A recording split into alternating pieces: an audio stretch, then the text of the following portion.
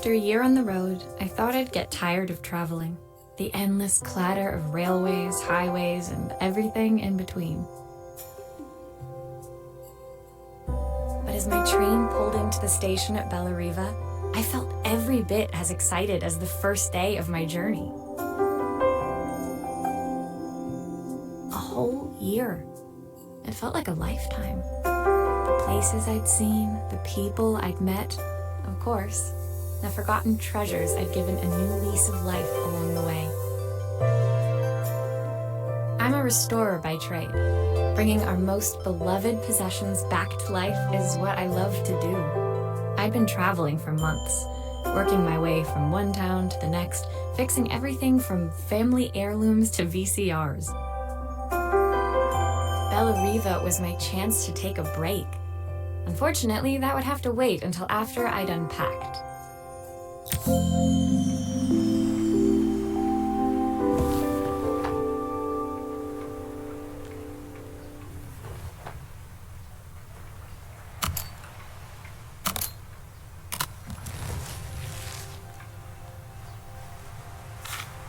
My parents took this after I made my first repair. Seems like a lifetime ago. The tools of my trade. No hope of restoring things without these. My favorite overalls. These will never go out of style. Looking forward to taking more close-ups of my fingers with this. I'll hand these out once I'm settled in. Fingers crossed they get me some work. Who doesn't love a scrunchie? Practical and stylish. I picked up these sunglasses on my last stop. Hopefully I'm cool enough to pull them off. I saw a guitarist wearing these at a show once. Rock and roll repair woman, at your service. My passport. Not many blank pages left now.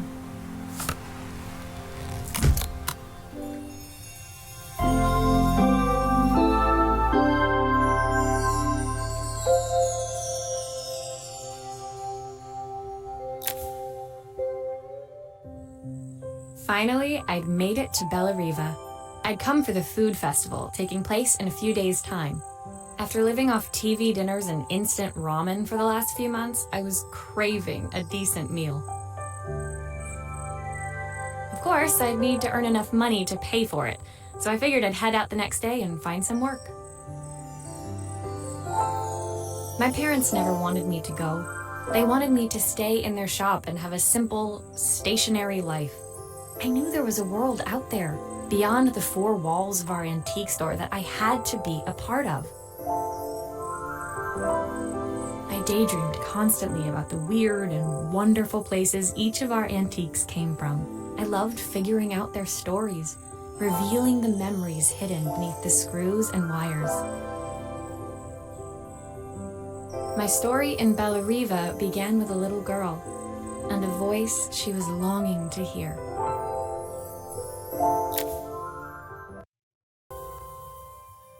It was my first morning in Belariva, and I couldn't wait to leave my hotel and explore.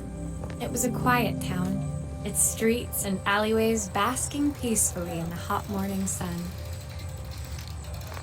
In the main square, meanwhile, preparations were underway for the festival in a few days' time. As I handed out my flyers, I wondered what the people of Belariva would need me to fix. So far, everything here seemed perfect. I was starting to worry I'd made a mistake when I felt someone tapping me on the back. Hi, I'm Izzy. Do you know how to fix things? It was a little girl, maybe 7 years old, who must have gotten hold of one of my flyers. She rummaged around in her backpack until she hauled out a battered red cassette deck. My tape is broken and I can't make it work anymore. I tried to fix it myself, but there's this metal thing in the way. Can you try?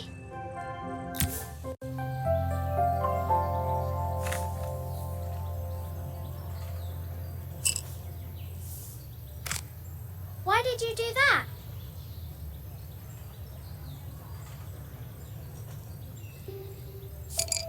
How did you do that? I didn't see.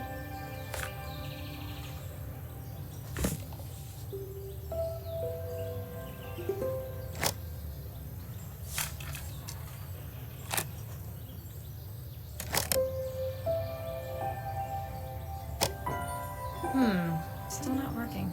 Something else must be wrong.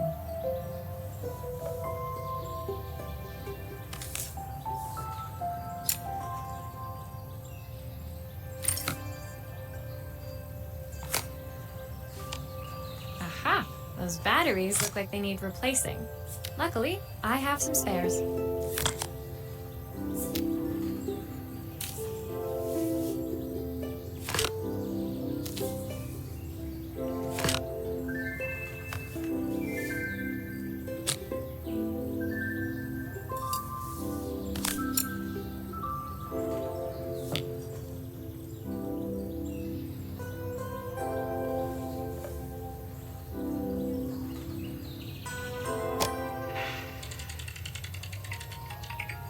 Will you dream a dream for me?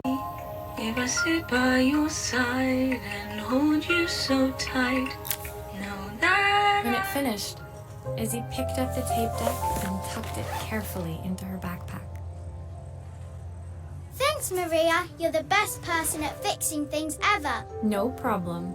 Who was that singing? They're very good.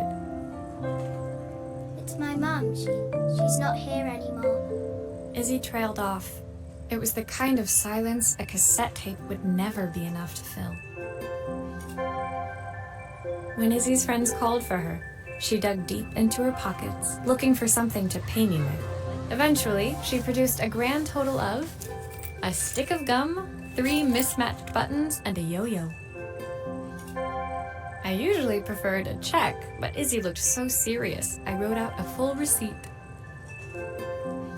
She seemed like a happy kid, but beneath it all, part of her life had been shattered. A part I wouldn't be able to fix.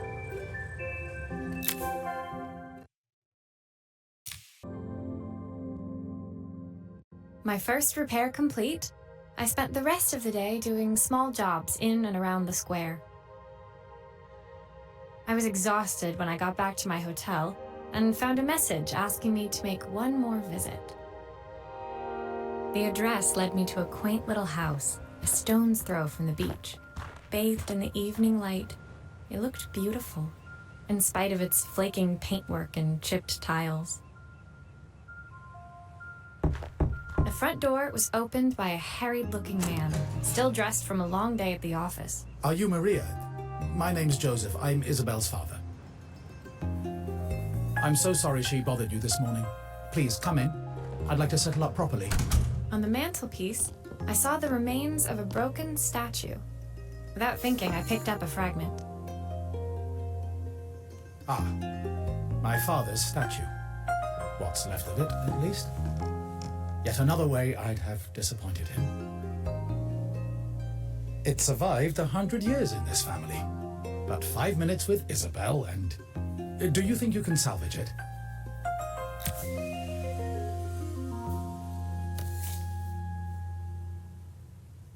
Will you be able to see the glue afterwards? I don't want people seeing the cracks.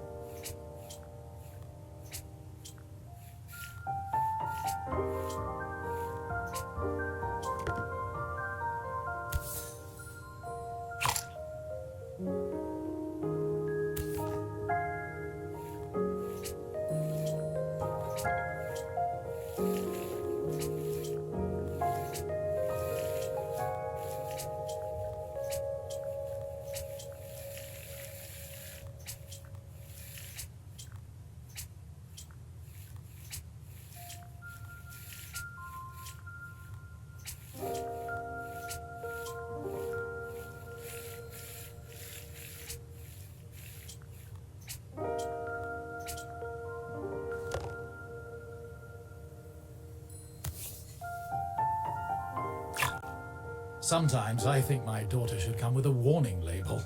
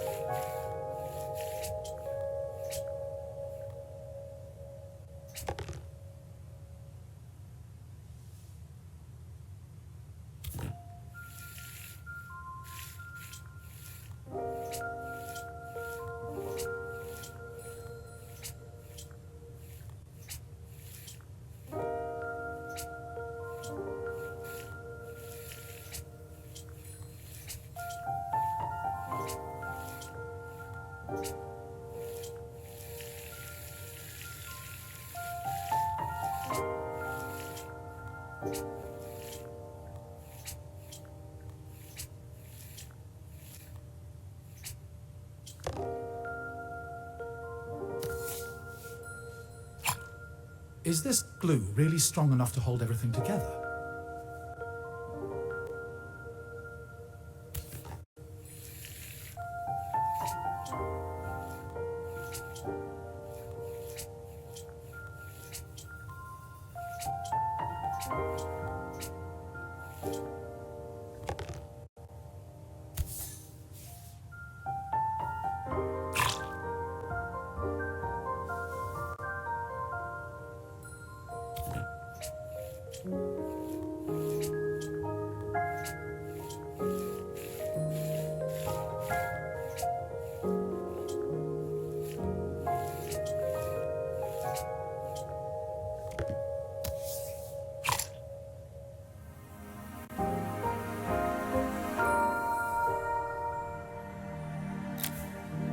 Thank you, Maria. It looks as perfect as it ever did. My father wanted me to make something of myself. He didn't have time for anything less. As Joseph put the statue back on the shelf, it nudged against the family portrait stood proudly next to it. So he was Belariva's mayor. And that was Izzy's mom. They must both miss her so much. Sorry, I'm a little tired. I've been working late getting things sorted for the festival. There's only a few days to go. Looks like I'll be working late. Again? When I told my parents I wanted to leave, they always found an excuse to be busy, to avoid talking about it. I guess keeping themselves occupied was their way of pretending it wasn't happening.